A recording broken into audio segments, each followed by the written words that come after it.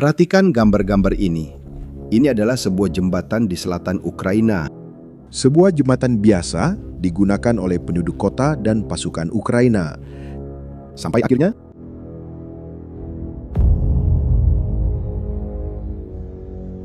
kamu lihat titik yang jatuh dari langit itu?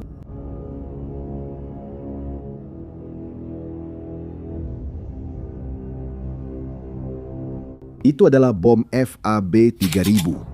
Bom itu memiliki 3 ton bahan peledak. Bom itu dijatuhkan oleh pesawat Rusia yang berada puluhan kilometer dari sana, jauh dari garis depan, di luar jangkauan pertahanan Ukraina manapun. Bom-bom ini dikenal sebagai bom luncur. Ini adalah bom biasa yang dipasangi sepasang sayap, dan ketika dijatuhkan dari ketinggian, bom ini meluncur sendiri menuju target. Dan tahu apa masalah dari bom-bom ini? Bom-bom itu hampir mustahil untuk dicegat, sulit untuk dideteksi. Ketika muncul di radar, sudah terlambat. Hanya pada bulan Januari 2026, Rusia telah meluncurkan lebih dari 5.000 bom seperti itu ke wilayah Ukraina. 5.000 dalam 1 bulan saja. Jembatan, gudang, pos komando, seluruh gedung. Ukraina hanya bisa menahan serangan itu karena mereka tidak punya cara untuk membalas. Mereka tidak punya senjata yang tepat. Sampai minggu ini. Karena minggu ini Ukraina mengungkapkan sesuatu yang benar-benar mengubah permainan ini.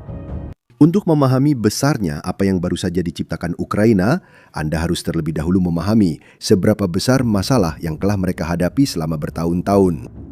Bom yang menghancurkan jembatan itu disebut FAB-3000.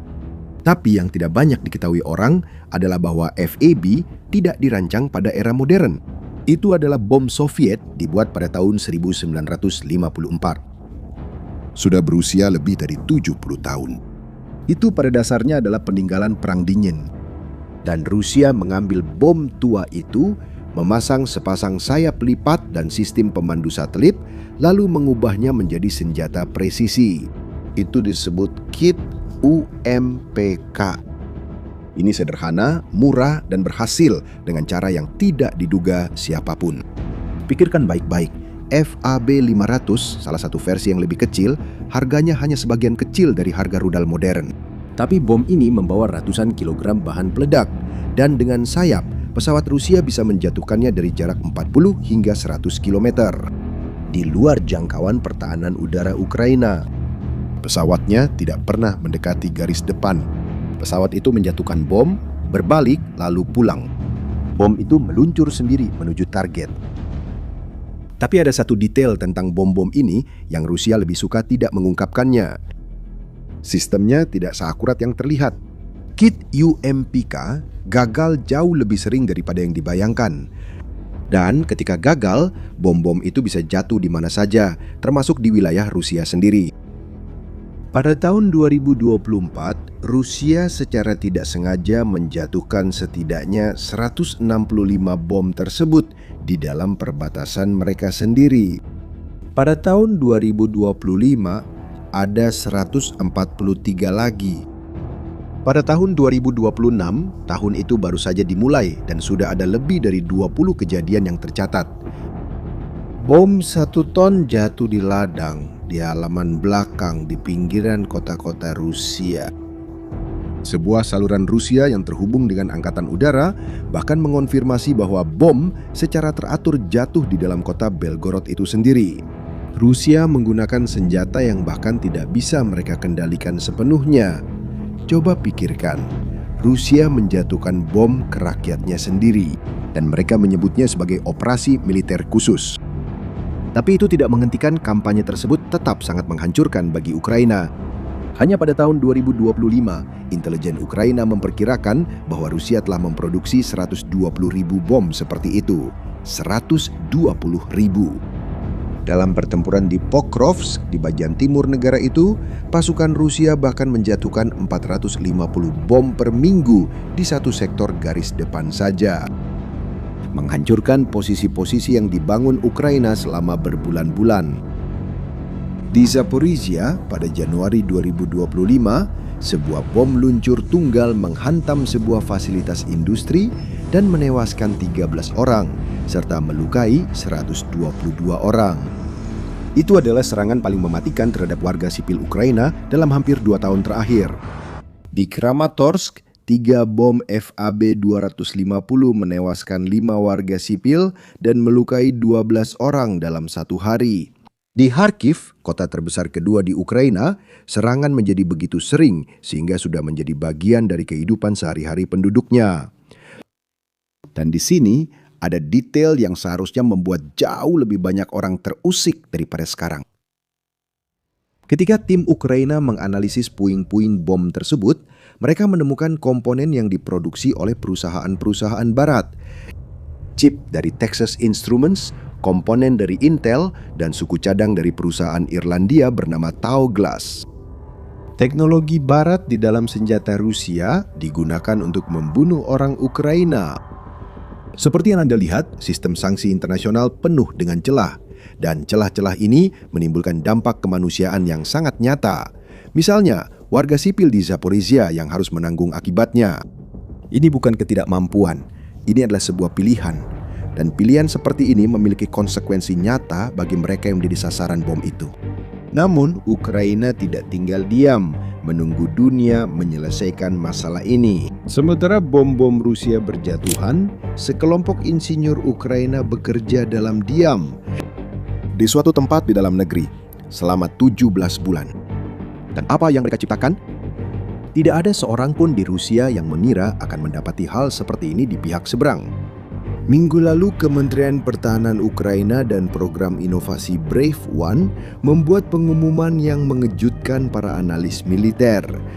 Ukraina telah menciptakan bom luncur mereka sendiri dari nol, tanpa meniru siapapun. Tidak meniru Soviet, tidak juga Barat. Namanya adalah Viruvnyufats, yang berarti penyetara atau prata. Namanya bukan kebetulan. Nama itu menjelaskan dengan tepat untuk apa benda itu dibuat. Viruvnyufats dikembangkan oleh perusahaan Ukraina DG Industry di dalam program Brave One. Ia membawa muatan peledak seberat 250 kg dan dapat mencapai target hingga puluhan kilometer jauhnya. Diluncurkan dari Su-24, pesawat tempur yang sudah digunakan Ukraina, dan sedang dalam proses sertifikasi untuk F-16 dan Mirage 2000 yang diterima negara itu dari Barat. Para pilotnya sudah menjalani pelatihan skenario pertempuran.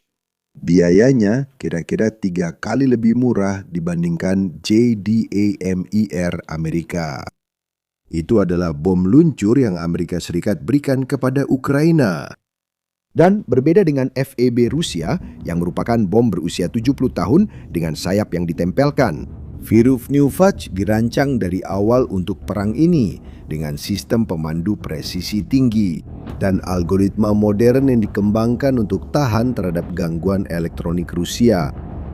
Senjata ini hanya membutuhkan kurang dari 30 menit persiapan sebelum peluncuran dan cukup praktis untuk digunakan dalam ritme tempur yang tinggi. Bagi Rusia, ini berarti bahwa gudang amunisi mereka, pangkalan udara mereka, dan pos komando mereka yang berada jauh di dalam wilayah mereka, tempat-tempat yang sampai sekarang berasa aman, kini menjadi target potensial. Tapi detail yang mengubah segalanya tidak ada dalam spesifikasi teknis, karena ini 100% buatan Ukraina. Tidak ada komponen yang bergantung pada persetujuan politik asing, tidak ada pembatasan penggunaan, tidak ada batasan yang diberlakukan oleh mitra. Ukraina menggunakannya kapanpun mereka mau, dimanapun mereka mau, dan terhadap apapun yang mereka mau, tanpa perlu menelpon ke Amerika Serikat atau Prancis untuk meminta izin. Inilah yang terjadi ketika sebuah negara berhenti meminta dan mulai membangun. Bagi yang mengikuti perang ini sejak awal, tahu betapa beratnya hal ini. Dan selama bertahun-tahun, ini adalah salah satu kekecewaan terbesar bagi mereka yang mengikuti konflik ini. Setiap rudal Storm Shadow, setiap ATACMS Amerika, setiap JDAMIR datang dengan daftar syarat. Anda hanya boleh menggunakannya di sini. Tidak boleh digunakan di sana. Harus ada izin terlebih dahulu. Ukraina selalu bergantung pada niat baik dari para mitranya untuk memutuskan kapan dan dengan apa mereka bisa menyerang. Selama bertahun-tahun, Ukraina harus meminta izin untuk membela diri. Meminta izin untuk membela diri dari negara yang telah menyerbu rumah mereka. Ketergantungan ini menimbulkan biaya strategis yang sangat besar. Dan semua orang yang mengikuti perang melihat hal itu terjadi secara langsung. Viruvnyuvac mematahkan pola ini. Dan itu tidak muncul begitu saja. Ini adalah hasil dari seluruh sistem yang dibangun Ukraina selama perang. Brave One didirikan pada bulan April 2023. Di tengah konflik sebagai sebuah platform yang menghubungkan para insinyur, perusahaan pertahanan, militer, dan investor untuk mengembangkan teknologi dalam waktu yang sangat singkat. Sementara di Amerika Serikat atau Eropa, sebuah proyek militer bisa memakan waktu bertahun-tahun untuk direalisasikan. Di Ukraina, siklus dari prototip hingga ke medan perang bisa berlangsung hanya dalam hitungan minggu. Saat ini Brave One mengumpulkan ribuan produk dan ratusan produsen. Di antara mereka, ada puluhan perusahaan yang bekerja pada sistem rudal. Angka-angka yang muncul setelah itu sangat mengesankan. Industri pertahanan Ukraina telah tumbuh 50 kali lipat sejak awal perang. Pada tahun 2022, nilainya diperkirakan sekitar $1 miliar per tahun. Pada tahun 2026, diproyeksikan mencapai 50 miliar. Dan sekarang, untuk pertama kalinya, Ukraina mulai mengekspor. Zelensky membuka sebuah program bernama Drone Deals, yang memungkinkan negara-negara sekutu membeli teknologi militer Ukraina yang telah diuji dalam pertempuran nyata. Drone yang dikembangkan untuk menjatuhkan Shahed Rusia sudah mulai dipasok ke negara-negara di Timur Tengah yang menghadapi drone Iran yang sama. Dan Amerika Serikat sendiri juga sedang memperhatikan teknologi pemandu berbasis kecerdasan buatan dari Ukraina dan navigasi tanpa GPS yang dikembangkan di garis depan di bawah tekanan nyata, melawan musuh yang berusaha mengacaukannya setiap hari. Negara yang dulu menerima bantuan seperti menerima sumbangan, kini mulai mengajari dunia. Dan semua ini terjadi pada saat Ukraina sedang meningkatkan serangannya ke wilayah Rusia dengan cara yang belum pernah terjadi sebelumnya di tahun-tahun sebelumnya selama perang. Zelensky tidak menyebut serangan-serangan ini sebagai pembalasan. Dia menyebutnya sebagai sanksi jarak jauh. Pilihan kata-katanya disengaja. Kilang minyak, gudang amunisi, pangkalan udara, seluruh infrastruktur yang menjaga pasokan tentara Rusia. Ukraina tidak hanya berusaha menyerang tentara. Mereka berusaha menyerang sistem yang membuat tentara itu tetap beroperasi. Dan minggu ini Zelensky mengkonfirmasi bahwa serangan jarak jauh baru telah disetujui untuk bulan Juni. Data dari medan perang menunjukkan efeknya. Pada akhir 2024 dan awal 2025, pasukan Rusia maju hampir 15 km persegi per hari di wilayah Ukraina. Pada kuartal pertama tahun 2026, angka itu turun menjadi sedikit lebih dari 5 km persegi. Rusia masih maju, tetapi sekarang lebih lambat, lebih mahal, dan lebih terekspos dibandingkan kapanpun dalam 2 tahun terakhir. Dan kemudian datanglah tanda yang tidak ada seorang pun yang mengharapkannya. Dan itu tidak datang dari Ukraina. Minggu lalu, selama KTT di Beijing antara Xi Jinping dan Donald Trump, Presiden Tiongkok mengatakan sesuatu yang belum pernah dia katakan kepada pemimpin barat manapun sebelumnya. Menurut Financial Times, mengutip orang-orang yang mengetahui percakapan tersebut, Xi mengatakan kepada Trump bahwa Putin mungkin akan menyesali perang ini pada akhirnya. Coba pikirkan, pendukung terbesar Rusia di panggung global. Negara yang membeli minyak Rusia, yang memasok komponen untuk industri Rusia, yang tidak pernah secara terbuka mengecam invasi tersebut. Secara pribadi, mengakui bahwa taruhan Putin mungkin merupakan sebuah kesalahan. Tiongkok secara resmi membantah laporan tersebut. Tapi fakta bahwa orang-orang di dalam pertemuan itu merasa perlu membocorkan informasi ini sudah mengatakan banyak hal.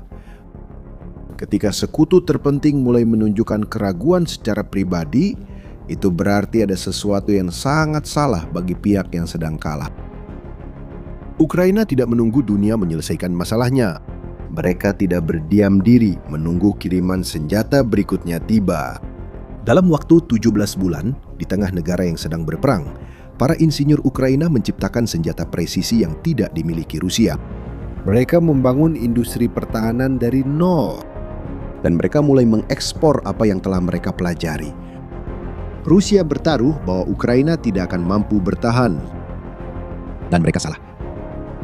Biruvnyuvach bukan hanya sebuah bom. Ini adalah simbol dari sesuatu yang paling tak terduga yang dihasilkan oleh perang ini. Sebuah Ukraina yang setelah lebih dari 4 tahun konflik, keluar dari peran sebagai pihak yang meminta bantuan dan menjadi acuan militer bagi seluruh dunia.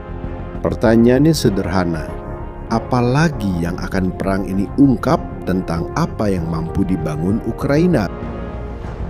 Tinggalkan jawabanmu di kolom komentar, dan jika video ini membantumu memahami perang ini dengan cara yang berbeda, bagikan juga kepada seseorang yang mengikuti konflik ini. Sampai jumpa di lain kesempatan.